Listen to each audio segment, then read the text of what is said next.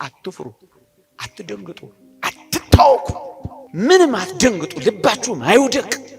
ቅዱስ ዳዊት እንዳለው ተራሮች ወደ ባህር ልብ ቢገቡ ልቤ አይፈራም እንዳለው ክርስቲያኑ እኮ አይፈራም። ልቡ ጽኑ ነው፣ በአምላኩ ይታመናል። ከጭንጫው አለት ውሃ፣ ከበረሃው መና፣ በፀሐይ ዋዕይ ደመና፣ ነበልባል አብርዶ አናብስት አሰግዶ ሊያሻግር የሚችል ኃያል አምላክ እንደሆነ ከተረዳ ለምን ልባችን ይደነግጣል? እግዚአብሔርን አምኖ ያፈረ ሰው የለም። እግዚአብሔር ከሱ ጋር ወጥቶ ባዶውን የተመለሰ ሰው የለም። ከእግዚአብሔር ጋር ሆኖ የተዋረደ ሰው የለም። ክርስቲያኖች ሆይ የሁላችንም ብርቱ ፈተና የሁላችንም ጥልቅ መከራ ሊሆን የሚገባው ልዑል እግዚአብሔር ከኛ ፊቱን የሰወረ እንደሆነ ነው። ግዴላችሁ። እግዚአብሔር ቤታችሁ ይሆናል። እግዚአብሔር ንብረታችሁ ይሆናል። እግዚአብሔር ጸጋችሁ ይሆናል። እግዚአብሔር ክብራችሁ ይሆናል። በሚመጣ በሚሄድ በሚሞቅ በሚቀዘቅዝ በሚሞላ በሚጎድል ነገር ደስታችሁን ካንጠለጠላችሁት ሐዘን ይቀጠቅጣችኋል። እግዚአብሔር ቸር አምላክ ነው። እግዚአብሔር ሩህሩህ አምላክ ነው። እግዚአብሔር ፍቅር ነው። በዚህ በዕብራውያን መልእክት ምዕራፍ 6 ላይ እንዲህ ይላል፣ እግዚአብሔርን ስላገለገላችሁ ቅዱሳንንም ስለምታገለግሉ እግዚአብሔር ለስሙ ያሳያችሁትን ፍቅር ይረሳ ዘንድ አመፀኛ አይደለምና ይላል። ልብ በሉ፣ እግዚአብሔርን ያገለገላችሁትን ለስሙ ያሳያችሁትን ፍቅር የእግዚአብሔርን ሰዎች ቅዱሳንን ማገልገላችሁን እግዚአብሔር አይረሳም የሚል የሚያጽናና ቃል ነው ያለው። ኦርቶዶክሳውያን እግዚአብሔር ምን አይረሳም። የምናደርጋትን ጥቂት ነገር እንኳን ሳይቀር እግዚአብሔር ያስታውሳል። እግዚአብሔር አይረሳም። ይህ ምንኛ ያጽናናል። ምን ማለት መሰላችሁ? ለቤቴ ያደረጋችሁትን እኔ አልረሳውም ነው የሚለው። ቁጭ ብላችሁ የተማራችሁትን፣ ዝናብ የደበደባችሁን፣ ፀሐይ የወረደባችሁን፣ ለቤተ እግዚአብሔር የለፋችሁትን እግዚአብሔር አይረሳውም። አስራት በኩራት ያወጣችሁትን፣ ቀዳማያት ያመጣችሁትን የእግዚአብሔርን ካህናት ከልጆቻችሁ አፍ ቀንሳችሁ ከኑሯችሁ ቆርሳችሁ ማህሌት እንዲቆሙ፣ ወንጌል እንዲያገለግሉ፣ ቅዳሴ እንዲቀድሱ፣ መስዋዕት እንዲሰዉ የደከማችሁትን ድካም እግዚአብሔር አይረሳው። ለዚህ ነው እግዚአብሔርን ማገልገላችሁን ይረሳ ዘንድ እግዚአብሔር አመፀኛ አይደለምና ይላል። ወገኖቼ እግዚአብሔር ቸር ከመሆኑ የተነሳ የትኛውንም ጥቂት ነገር እንኳን ብናደርግ የሚረሳ አምላክ አይደለም። በማለዳ ለቅዳሴ የመጣችሁትን እግዚአብሔር ያስባል። እስከ ዛሬ የደከማችሁትን ድካም እግዚአብሔር ይለካዋል፣ እግዚአብሔር ይቆጥረዋል። በምድረ በዳ ዘር ባልተዘራበት ስፍራ እንደተከተልሽኝ አስቤያለሁና ይላል። በእኛ መካከል ደስ የሚያሰኝ ነገር ባታዩም እግዚአብሔርን እንደምታዩ አድርጋችሁ ቤተ ክርስቲያንን ስለወደዳችኋት እግዚአብሔር ያስባችኋል። ዓይናችሁ ደስ የማያሰኝ ጆሮአችሁ ደስ የማያሰኝ ነገር ቢሰማም ሃይማኖታችሁን አለመቀየራችሁን፣ ተስፋችሁን አለመጣላችሁን፣ ካንተ ሌላ ምን አለን ብላችሁ መሸሸጊያ ጥግ መሰማሪያ መስክ እግዚአብሔርን ስላደረጋችሁት ምድረ በዳ እንኳን ቢሆን እግዚአብሔር ይህንን መከተላችሁን ይህንን ማገልገላችሁን እግዚአብሔር አይረሳውም። ለዚህ ነው ስለ ስሙ ያሳያችሁትን ፍቅር ይረሳ ዘንድ እግዚአብሔር አመፀኛ አይደለም የሚለው። የትም እንሁን የት በምንም እንኑር በምን እግዚአብሔር አይረሳንም። ለዚህ ነው በመጽሐፍ አልተውሽም ከቶም ቢሆን አልጥልሽም የሚለው። ወገኖቼ አብሬ እወጣለሁ እያለ እንዴት ይቀራል ብላችሁ ታስባላችሁ? እኔ ካንተ ጋር ነኝ እያለ እንዴት አድርጎ ይሸሻል ብላችሁ ትገምቱታላችሁ? እግዚአብሔር በቃሉ የታመነ ነው። እግዚአብሔር በኪዳኑ የጸና ነው። ይህንን የእግዚአብሔር ቃል እንመነው እንጂ ምን የሚለውን አይረሳንም የሚለው። እንኳን እኔና እናንተን ጠባ ለኪዳን መሸ ለቁርባን ባይገባን እንኳን የእግዚአብሔርን ቃል በፊቱ ተነጥፈን የምንሰማውን እግዚአብሔር ፍጥረትን እንኳን እንዴት እያስዳደረ እግዚአብሔር ምድርን እንዴት እንዳረሳ እንኳን አታዩ? እንዴት ይረሳናል? እንዴት ይተወናል? ለዚህ ነው አረሳሽም ከቶም ቢሆን አልጥልሽም በእጄ መዳፍ ቀርጬሻለሁና የሚለው። ጭንካር የተበሳበትን እንዴት ይረሳል? ዋጋ የከፈለበትን እንዴት ችላ ይላል? ይህ ምንኛ የሚያጽናና ቃል ነው ኦርቶዶክሳውያን። ከዚህ ጋር አብሮ ነው የሚሄደው። እኔ ካንተ ጋር እሄዳለሁ አሳርፍህም አለው እኮ የሚለው ለዚህ ነው ወገኖቼ።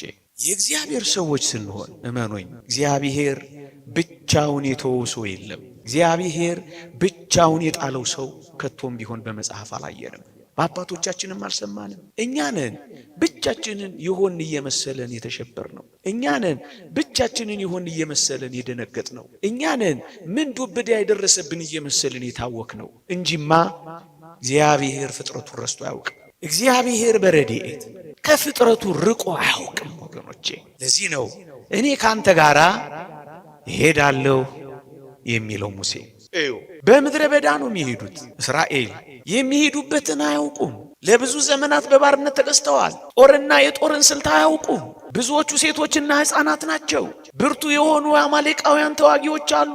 የበረሃ ዋዕይ ስለሚኖሩባት ከተማ፣ ስለሚሰሯት ቤት፣ ስለ ውሃ ገብነቷ፣ ስለ ለምለምነቷ ብዙም አያውቁም። እነሱ በልባቸው ያደረው ባለፈው የነበረው ከርሞ የኖሩበት ግብጽ ብቻ ነበረ እና በጭንቀት ተውጠዋል። እግዚአብሔር የት እንደሚያደርሳቸው ሐሳብ ገብቷቸዋል። እና ሙሴ አንተ ካልወጣህማ እኛ እንወጣም አለው። ኦርቶዶክሳውያን የኔና የእናንተ ልመና የሚሆን የሚገባው ጌታ ሆይ አንተ ካልወጣህ ምን እናደርጋለን? አንተ አብረህን ካልሆንክ ምን እንሆናለን? ዓለም የሚከነበልብን፣ መከራው የሚጸናብን፣ ተራሮች በላያችን ላይ የሚደረመሱብን፣ አስጨናቂዎቻችን የሚበረቱብን አንተ እኮ ከኛ ጋር ከሌለህ ነው አንለው ወገኖቼ። ብዙ ጥቂት የሚሆንብን፣ የነካነው የሚደርቅብን፣ ተናግረን የማንሰማው፣ እግራችን ነክቶት የሚደርቀው እግዚአብሔር እኮ ከኛ ጋር ሳይኖር ሲቀር ነው። እግዚአብሔር ከኛ ጋር ከወጣ፣ እግዚአብሔር ከኛ ጋር ከሄደ ግን ወገኖቼ አይተናል። በመጻሕፍት ባህሩን ተሻግረዋል፣ ኃያላንን ጥለዋል፣ ነገሥታትን አዋርደዋል፣ ብርቶችን ደካማ አድርገዋል፣ የኮሩትን አሳፍረዋል፣ የተገዳደሯቸውን ጥለዋል። ምክንያቱ እግዚአብሔር ከነሱ ጋር ወጥቷል። ኦርቶዶክሳውያን አሁን ሊኖረን የሚገባው ሐሳብ በዋናነት እግዚአብሔር ጋር ይወጣል። የሰራዊቱ ጌታ ከፊትና ከኋላ ከኛ ጋር ይሄዳል። ነበልባል የሚያበርድላቸው፣ ዋዕዩን የሚያሳልፋቸው፣ ዘር ባልተዘራበት ስፍራ መና የሚያወርድላቸው፣ እርሻ ባያርሱም ጎተራ ባይኮቱም እሱ ከነሱ ጋር ከወጣ በረሃው እርሻ ይሆናል፣ ወጀቡ ይቆማል፣ ማይበሉ ይቋረጣል፣ ኃያላን ይደክማሉ፣ ጦረኞች ይሸነፋሉ። ምክንያቱ አብሯቸው ወጥቷል። በእርግጠኝነት ኦርቶዶክሳውያን ምእመናን የትም እንሂድ የት፣ እንዴትም እንኑር እንዴት፣ በምንም ሁኔታ እንመላለስ፣ አንድ ነገር ግን እርግጠኛ እንሆን፣ እግዚአብሔር አብሯችን ይወጣል። እግዚአብሔር ከኛ ጋር ይሄዳል። የሚያሳስበን እሱ ነው ወገኖቼ። ዳዊትን ላስታውሳችሁ። ልጁ አቤሴሎም እያሳደደው፣ ሳኦል ጦር እየወረወረበት፣ ገዢው ራሱ ሳኦል ጨክኖ እያሳደደው፣ ዳዊት አንድ ነገር ብቻ ነው የሚለው። ምንድን ነበር የሚለው? አንተ ፊትህን ከእኔ ለምን ትሰውራለህ ነው። ክርስቲያኖች ሆይ የሁላችንም ብርቱ ፈተና፣ የሁላችንም ጥልቅ መከራ ሊሆን የሚገባው ልዑል እግዚአብሔር ከኛ ፊቱን የሰወረ እንደሆነ ነው። ከፊታችን ቀድሞ ከሄደ ግን እመኖኝ እንዳናዝን እንደሰት። ምክንያቱም እግዚአብሔር አብሮን አለ። እግዚአብሔር ከኛ ጋር አለ። እግዚአብሔር የመንገዳችን መሪ ነው። እግዚአብሔር የጦራችን መሪ ነው። እግዚአብሔር የጉልበታችን ኃይል ነው። እግዚአብሔር የእርሻችን ገበሬ ነው። እግዚአብሔር የቤታችን ምሰሶ ነው። ሁሉ ነገራችን ይሆናል አብሮን ከሄደ። እኔ ካንተ ጋር እሄዳለሁ ደግሞም አሳርፈሃለሁ። ጸሎታችን፣ ልመናችን ሁሉ በአንድ ነገር ላይ ማተኮር አለበት። እግዚአብሔር ከኛ ጋር ይወጣል። እግዚአብሔር ከኛ ጋር ይሄዳል። እግዚአብሔር አብሮን አለ። እሱ ነው የሚያስፈልግ። አብርሃም ታስታውሳላችሁ፣ ከቤቱ ሲወጣ ስለሚሄድበት ቦታ አያውቅም። ስለ መልክዓ ምድሩ አልጠየቀም። ስለ መስኩና ስለምታመርተው ምርት አልተመራመረም። ብቻ እግዚአብሔር ስላለ ዝም ብሎ ወጣ። ወገኖቼ አብርሃም ሲወጣ ባዶውን እኮ ነው የወጣው። አታስታውሱ? ባዶውን ነው የወጣው። ድንኳን እየተከለ ድንኳን እየነቀለ ከአንድም 3 ጊዜ ነው የተንከራተተው፣ ምንም ነገር ሳይኖረው። ግን አንድ ነገር እንዳትረሱ፣ እግዚአብሔር በመንገዱ ሁሉ አብሮት ነበር የሚሄደው። ስለዚህ ወገኖቼ ባዶውን ከቤቱ የወጣው ሰው፣ የሚሄድበትን እንኳን ያላወቀው ሰው፣ በባዕድ ምድር በእንግዳ ሀገር እንኳን ሳይቀር የተከበረና የተፈራ ነው ይሆን። እግዚአብሔር ከነሱ ጋር የሚሆንላቸው ሰዎች አስፈሪዎች ነው የሚሆኑት፣ ባለ ግርማዎች ነው የሚሆኑት። ወገኖቼ አታስታውሱ? ደሃና ምስኪን ሆኖ የጀመረው አብርሃም በማያውቀው ምድር እጅግ ባለጸጋ ሆኖ ነው የተመለሰው። በወርቅ በብር በከብት መንጋ እግዚአብሔር ባረከው ይላል። ምክንያቱም እግዚአብሔር አብሮታል። ወገኖቼ ቀኑን ሙሉ እግዚአብሔርን በመፍራት ከኖራችሁ አባ እንጦንስ እንደመከረው የትም ሁን የት ማንም ሁን ማን ቀኑን ሙሉ እግዚአብሔርን በመፍራት ኑሩ እንዳለው እግዚአብሔርን የመንገዳችሁ መጀመሪያ እግዚአብሔርን ጥላ ጋሻ ካደረጋችሁ እመኑኝ ምንም ባይኖራችሁ እግዚአብሔር ያኖራችሁ። አሁን እኮ ብርቱ ሐዘን የሚገባል ልባችን ስብር የሚለው አንዳንዶቻችንን ክትክት የምንለው ይህንን እግዚአብሔር በእውነት አብሮን እንዳለ ስለምንዘነጋ። አብርሃምን ይሁት ባዶ ሆኖ የወጣው በጣም ይደንቃል።